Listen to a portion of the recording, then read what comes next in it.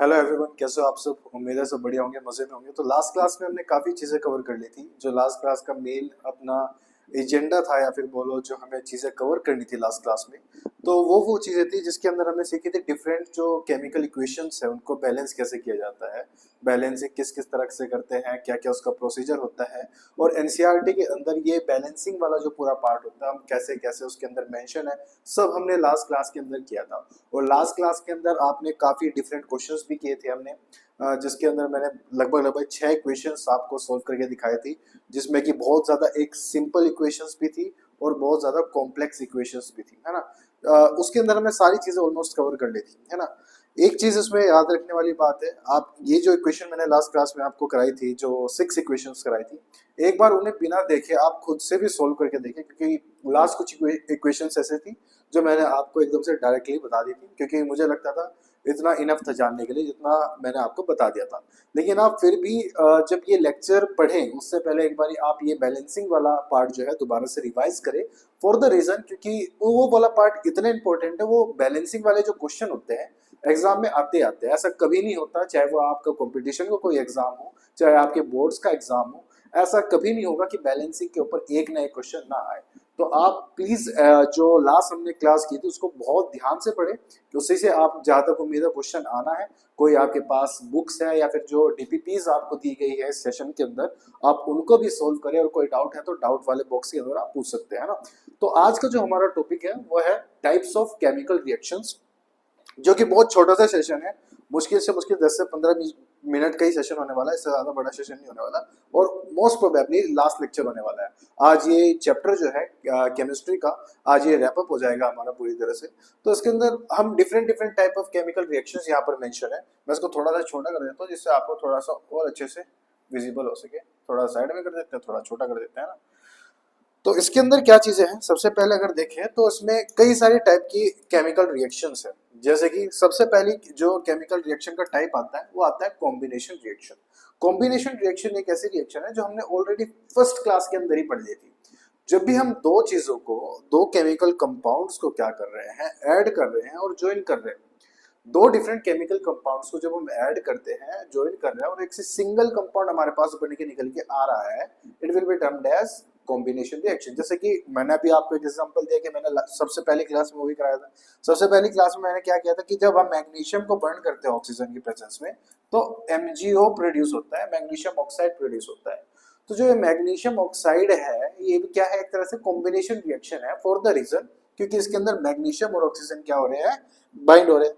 अगर इसको बैलेंसिंग करें तो बैलेंसिंग कैसे करेंगे, यहाँ पर क्या आ जाएगा आपका, यहाँ पर 2 आ जाएगा और यहाँ पर 2 आ जाएगा। ये इक्वेशन क्या हो जाएगी, यहाँ पर बैलेंस हो जाएगी। ठीक है जी। तो कॉम्बिनेशन रिएक्शन में क्या हो रहा है, इन दिस टाइप टू और more reactant combine to form a single product, यानी कि एक से ज्यादा जो कंपाउंड है वो कंबाइन कर रहे हैं, और कंबाइन करने के बाद जुड़कर एक सिंगल कंपाउंड बना रहे हैं, एक सिंगल प्रोडक्ट बना रहे हैं रिएक्टेंट कंबाइन करके। तो इसी को हम क्या बोलते हैं, कॉम्बिनेशन रिएक्शन बोलते हैं। सेकेंड टाइप आती है बिल्कुल उसकी अपोजिट, जिसे हम बोलते हैं डिकम्पोजिशन रिएक्शन।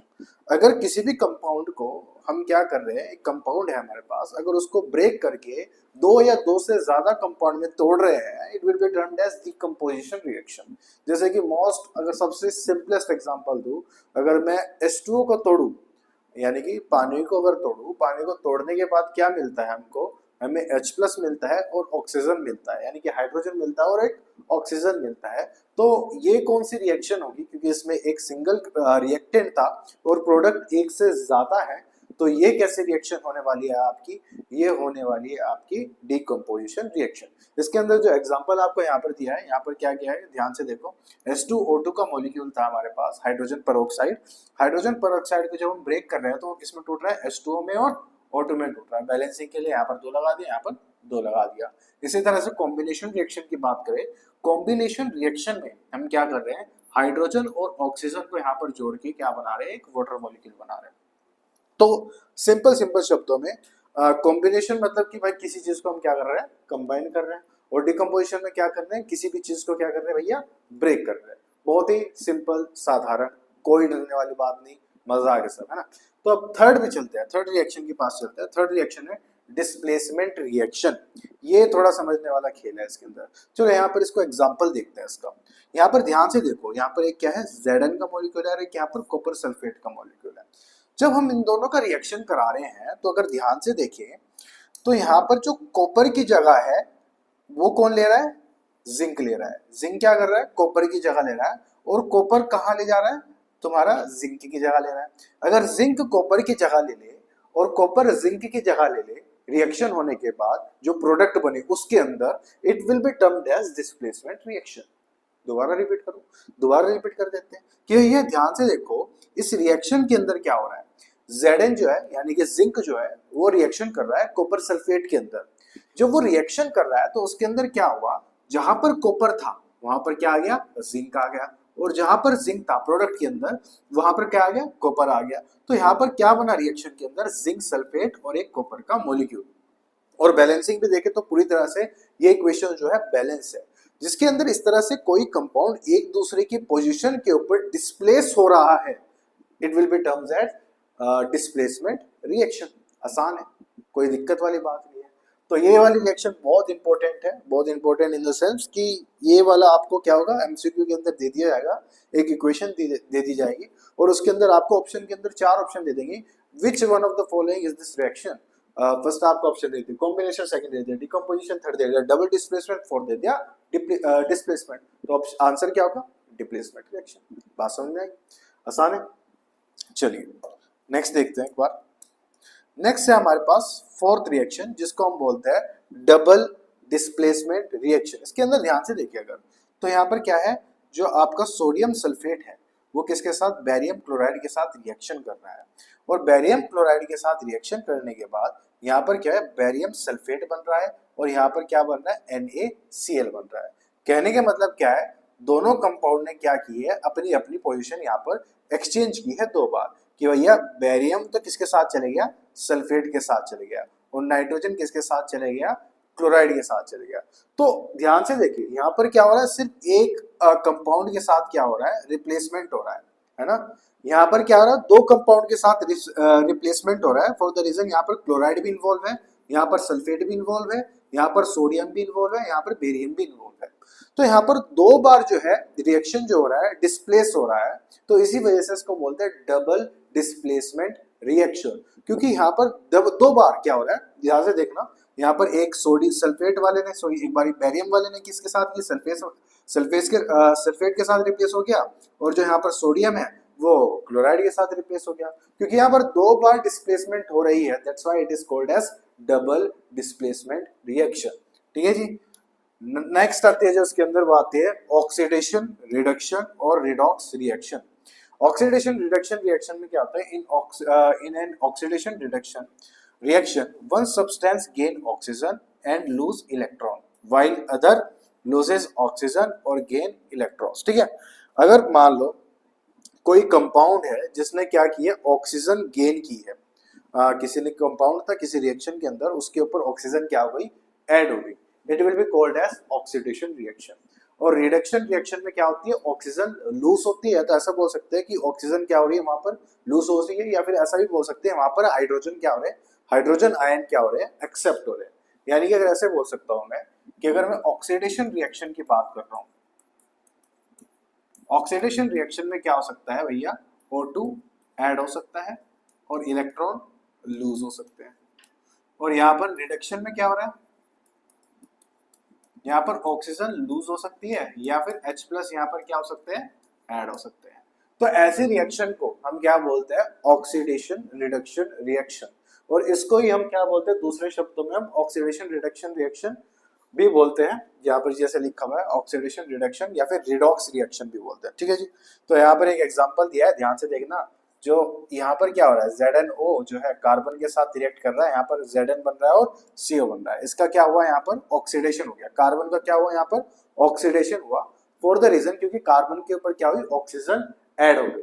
लेकिन यहाँ पर ध्यान से देखो, Zn के साथ क्या हुआ, अगर मैं यहाँ पर Zn का पूछ रहा हूँ, Zn का यहाँ पर क्या हुआ, Zn का यहाँ पर रिडक्शन हुआ, क्योंकि यहाँ पर इसकी ऑक्सीजन क्या हो गई, रिमूव हो गई, और ये जो कार्बन के इनने क्या किया, ऑक्सीजन को क्या किया, एक्सेप्ट किया, दैट्स व्हाई उसके साथ क्या हुआ, यहाँ पर ऑक्सीडेशन को। बात समझ में आई?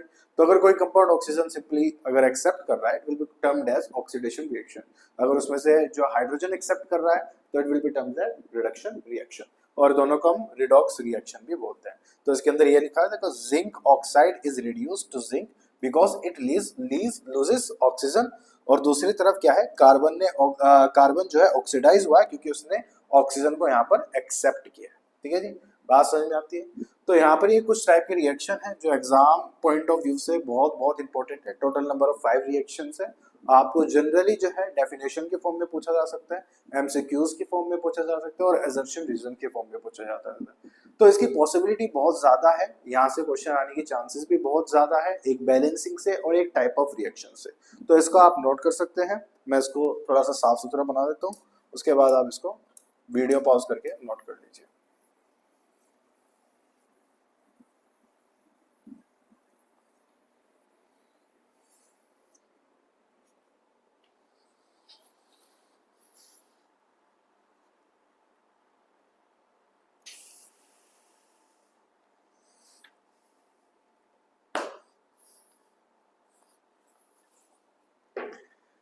ठीक है, चले नेक्स्ट पे।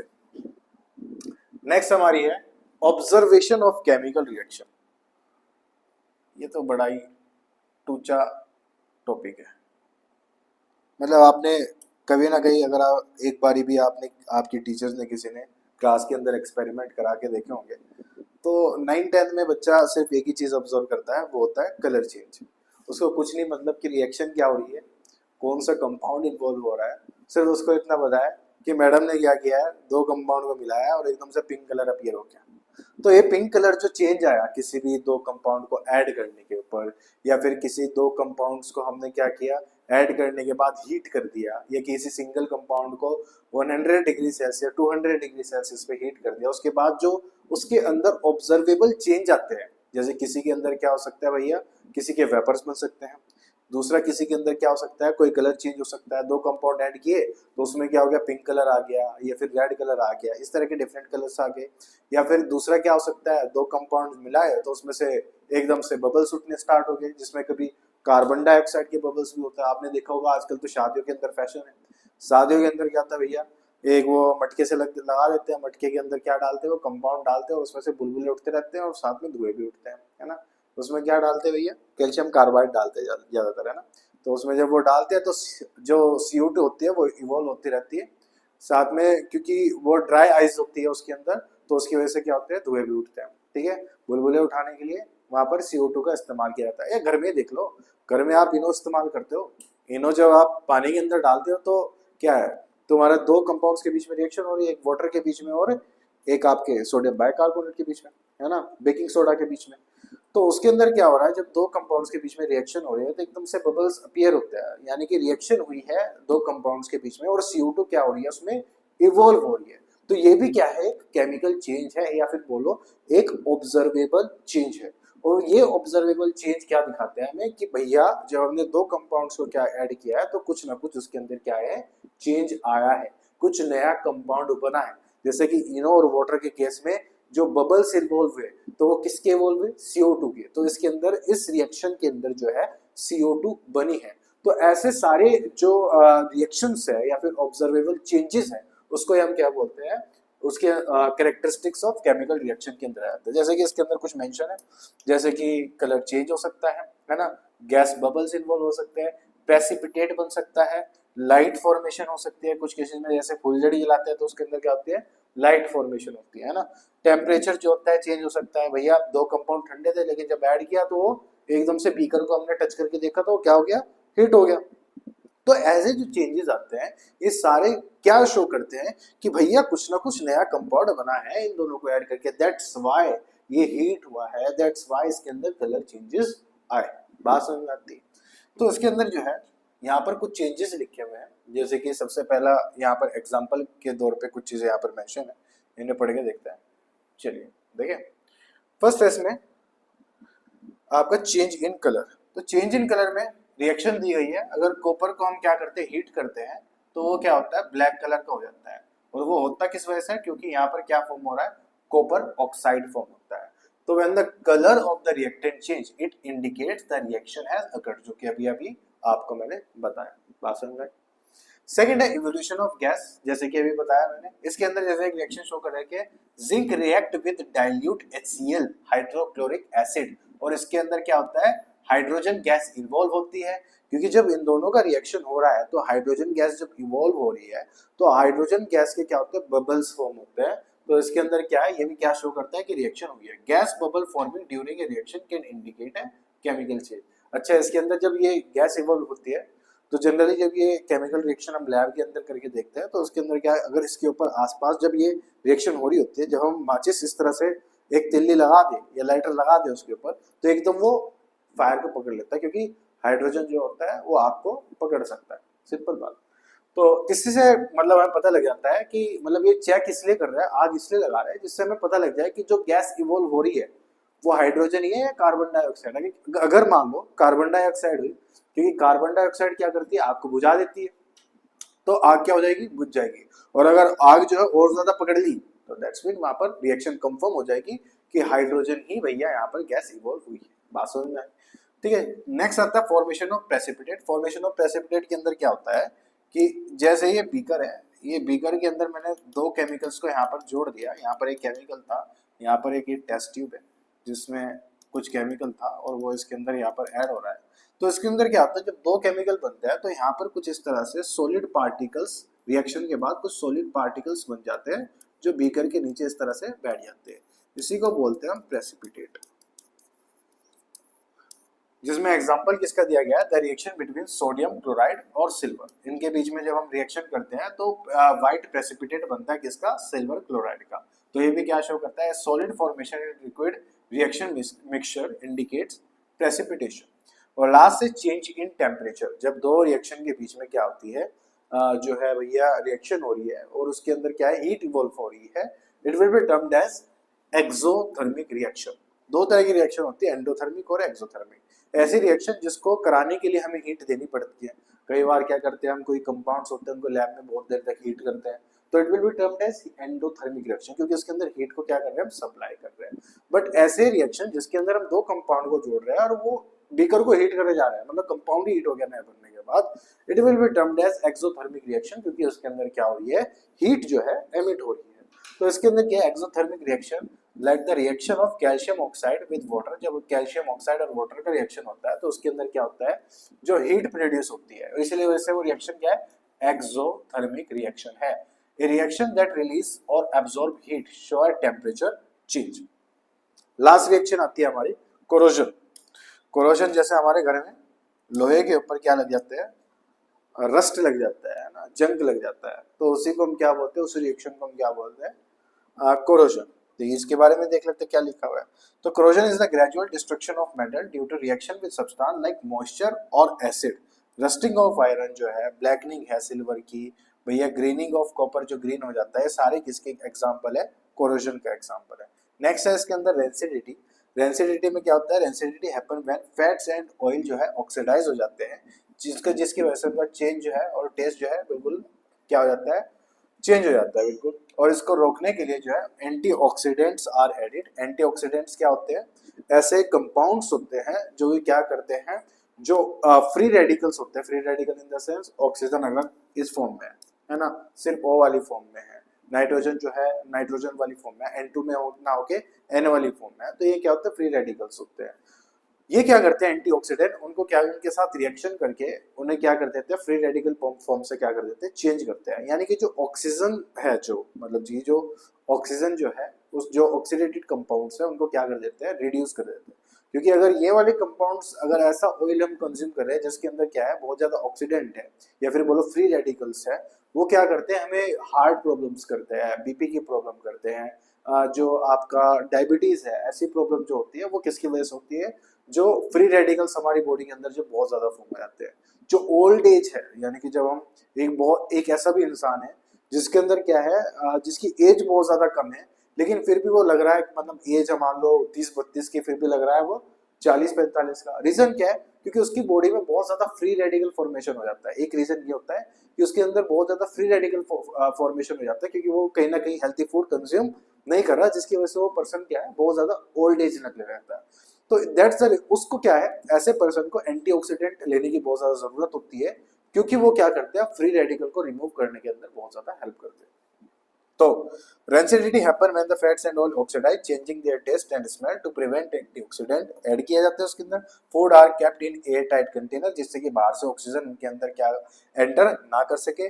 चिप्स बैग्स, जिसके अंदर नाइट्रोजन ऐड की जाती है, जो हमारे चिप्स होते हैं, चिप्स के पैकेट्स होते हैं, उनके अंदर क्या की ऐड की जाती है, नाइट्रोजन ऐड की जाती है। जैसे बोल देते हैं कि भाई 20 रुपए का चिप्स है, उसके अंदर 2 रुपए के क्या है, नहीं 20 रुपए का पैकेट है चिप्स का, उसके अंदर 2 रुपए के क्या निकले, चिप्स निकले, और 18 रुपए की हवा। लेकिन वो 18 रुपए की हवा कौन सी होती है, नाइट्रोजन होती है। तो ये क्या करती है, रेंसिड करने, जो चिप्स की रेंसिडिटी है या उनका खराब होना है, या फिर उनके ऊपर जो इन्फेक्शन होना है, जो बैक्टीरिया का हो सकता है, फंगस का हो सकता है, उसको क्या करते हैं, प्रिवेंट किया जाता है। क्योंकि नाइट्रोजन जो है नॉन रिएक्टिव गैस होती है, ऑक्सीजन से उसको क्या करके रखती है, प्रिवेंट करके रखती है। ऑक्सीजन को एस्केप करके उसको क्या कर सकते हैं, प्रिवेंट किया जा सकता है। तो ऑक्सीडेशन से बचाती है फूड की, और उसको ही क्या बोलते हैं हम, रेंसिडिटी। क्लियर है। तो रेंसिडिटी को बचाने के लिए फूड के अंदर क्या ऐड किया जाता है, नाइट्रोजन ऐड की जाती है। ये वाला पॉइंट इंपॉर्टेंट है। बात समझ में आई। तो ये हमारा चैप्टर आज यहाँ पर खत्म हो जाता है। बहुत ही सिंपल और साधारण चैप्टर था। पहले आप इसको नोट कर लीजिए, फिर बात करते हैं।